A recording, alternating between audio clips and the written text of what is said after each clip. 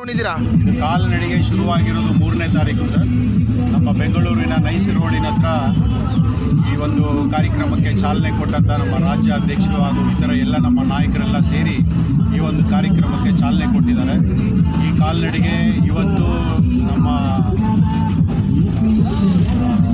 ಆಂಜನೇಯ ದೇವಸ್ಥಾನ ಕೆನ್ಗಲ್ನಿಂದ ಶುರುವಾಗಿ ಇವತ್ತು ಚನ್ನಪಟ್ಟಣದಲ್ಲಿ ಕೊನೆಗೊಳ್ಳಲಿದೆ. ಸೊ ಇವತ್ತು ಈ ಕಾಲ್ನಡಿಗೆ ಮೈಸೂರವರೆಗೂ ಹೋಗಿ ಮೈಸೂರಿನಲ್ಲಿ ಭಾನುವಾರ ಇದೊಂದು ಸಮಾರೋಪ ಆಗೋದಿದೆ.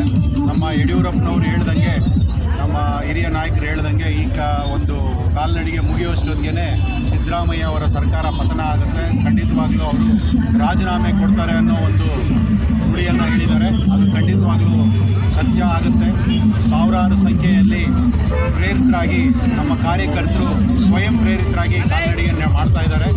ಈ ಕಾಲ್ನಡಿಗೆ ಖಂಡಿತವಾಗ್ಲೂ ಯಶಸ್ವಿ ಆಗುತ್ತೆ.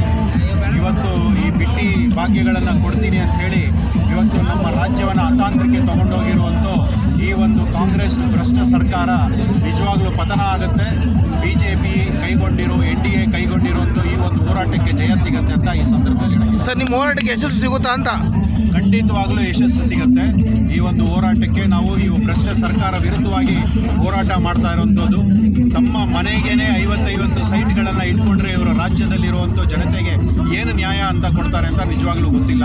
ಸರ್, BJPಯ 21 ಹಗರಣಗಳನ್ನು ಬಯಲಿಗೆಳೆದು ಮತ್ತು ತನಿಖೆಗೆ ಒಳಪಡಿಸ್ತಾರಂತೆ ಕಾಂಗ್ರೆಸ್ ಪಕ್ಷ. ಖಂಡಿತವಾಗ್ಲೂ ಆ ಥರ ಇದ್ದಾಗ ಸರ್ಕಾರ ಇವ್ರದ್ದು ಶುರುವಾಗಿ 1.5 ವರ್ಷ ಆಯಿತು. ಇದುವರೆಗೂ ಏನು ಮಾಡ್ತಾಯಿದ್ರು? ಮಾಡಬೇಕಾಗಿತ್ತು. 26 ಅಲ್ಲ 46 ಇದ್ರು 86 ಇರಲಿ, ಹೇಳ್ಬೇಕಾಗಿತ್ತು. ಅದನ್ನು 1.5 ವರ್ಷದವರೆಗೆ ಯಾಕೆ ಸುಮ್ಮನೆ ಕುಂತಿದ್ರು?